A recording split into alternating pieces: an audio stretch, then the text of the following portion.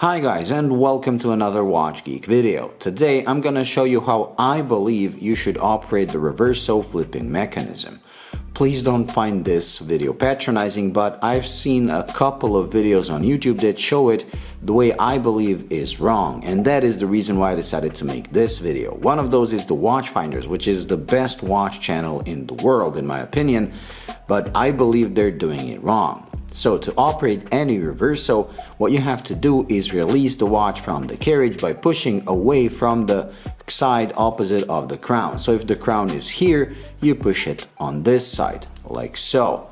Then you flip the watch over and you slide it in place by pushing the other side, like this. So again, if we want to flip it like this, with the crown on this side, we'll start on this side, pushing to release, flip over, and just slide in place. What those other channels show is another way that I believe is wrong, where they release the watch, slide it all the way back, and then flip it to shut it down like this. And if it's going on the other side, they're gonna slide it this way and then shut it down like this. Now, I believe that is wrong for one simple reason. You see, the case has these two ball bearings that lock in place in these dimples. So if you do it like this, slide it all the way back and then just shut it like this, these ball bearings are gonna get pushed against these very finely machined edges.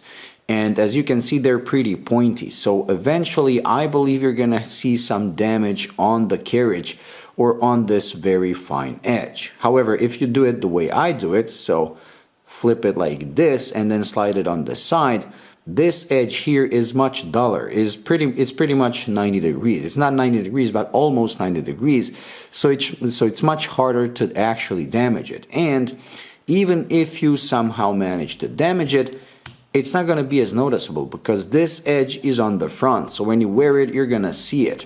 This edge is on the side. So when you wear it, you're probably not going to see it. Anyways, that's at least how I feel the reverso should be operated. But please, if you own a reverso, or especially if you've owned it for years, please do let me know in the comments section which way do you prefer. Anyways, that's it. So, like I said, please don't find this video patronizing. I'll see you in the next one, and bye.